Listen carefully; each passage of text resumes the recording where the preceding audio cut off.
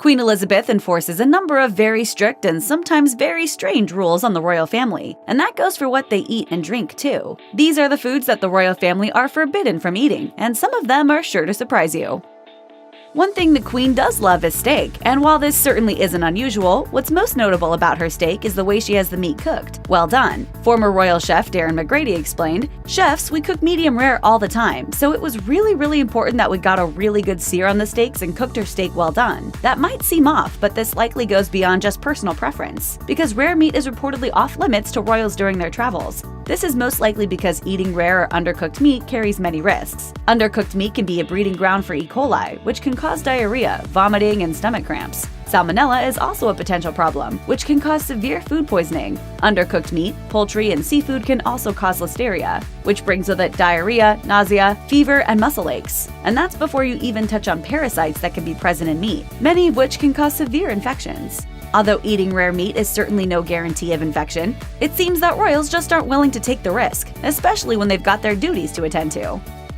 According to McGrady, the Queen tends to avoid eating starchy foods such as potatoes, pasta, and rice, except on very special occasions. Although this rule likely doesn't apply to other royals when they're off doing their own thing, meals at Buckingham Palace or wherever the Queen is currently staying tend to be a different story entirely. It's likely that the Queen's aversion to starchy foods is due to their high carb content, which some have argued can have an effect on people's health, and the Queen isn't the only world leader to worry about this. In 2015, Pope Francis was told to lay off the pasta after he began to gain weight.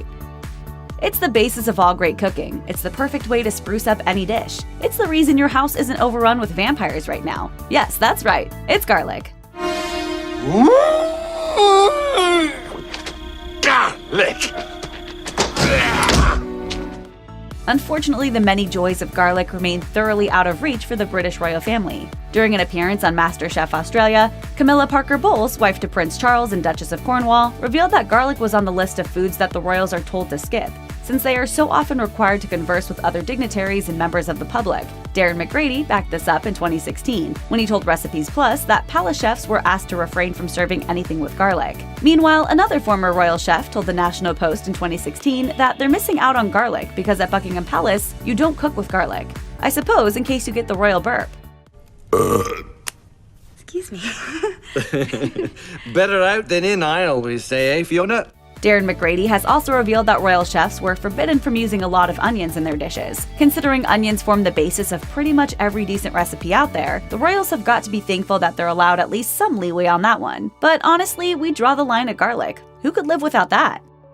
Even if the Queen does relent on her no-starch rule, you can be sure that royal pasta is not going to be served with a marinara sauce. That's because, according to the BBC, the royals prefer to avoid, quote, messy tomato sauces. This revelation came in advance of the Queen and Prince Philip's visit to Rome and Milan in 2000. Chefs at the palace of the Italian president were told that, as well as garlic and pasta, tomato sauces would not be permitted on the menu. This, one imagines, wouldn't be exactly what an Italian chef likes to hear. You can kind of see the logic here. If you're all dressed up for a banquet where you'll be the focus of attention to both guests and the media, you're not going to want to take any risks with spillages. And since the Queen probably doesn't fancy wearing a red dress every time she eats, it's safe to say that the easiest thing to do would be to just ban messy sauces altogether. Great news for the integrity of the British monarchy. Not so great for lovers of a hearty tomato sauce.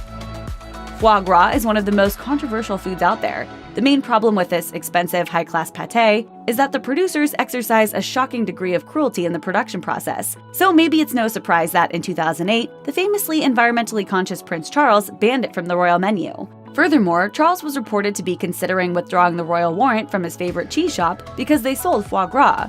Most UK retailers opt not to sell foie gras, and production of the foodstuff is banned in the country. France, however, exports very large quantities of it.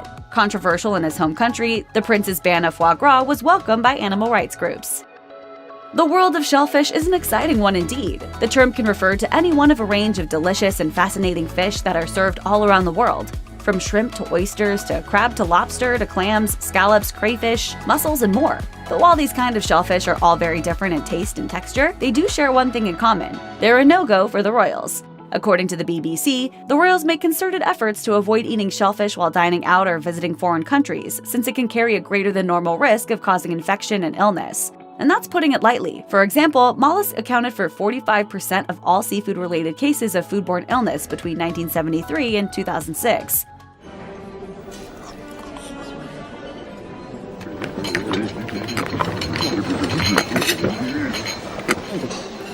So it's pretty safe to say the Queen isn't taking chances that all chefs around the world know the correct way to store and serve these finicky foods. And they're not alone. Healthline even recommends that pregnant and breastfeeding women, older adults, and people with compromised immune systems should stay away from raw shellfish altogether.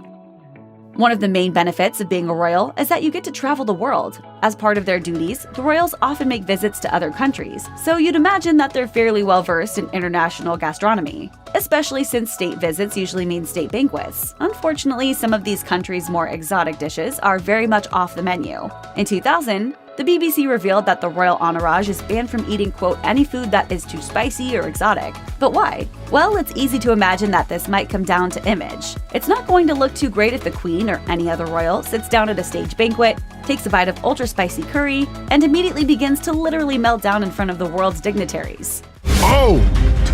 Oh! Guess what got me? God! Equally, nobody's going to look too kindly on a royal reluctantly trying some strange, exotic dish, realizing that they hate it, and grimacing painfully as they swallow it down. Not to mention, spicy foods have been known to cause a bit of stomach upset, especially to those who aren't used to them. Why take the risk?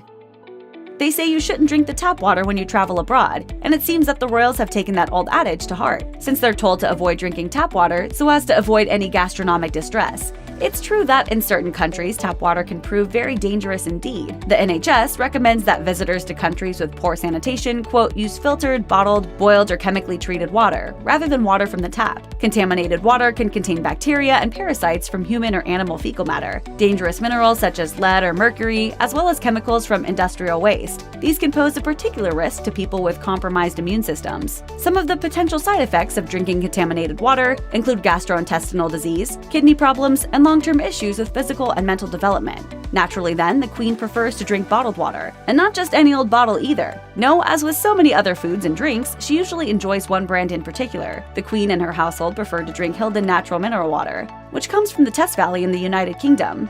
According to their own website, Hildon's unique flavor, quote, is praised for its delicate purity and avoidance of medicinal taste. This stuff isn't cheap though, and a 12-pack of 11-ounce bottles will set you back a staggering $60. Fancy.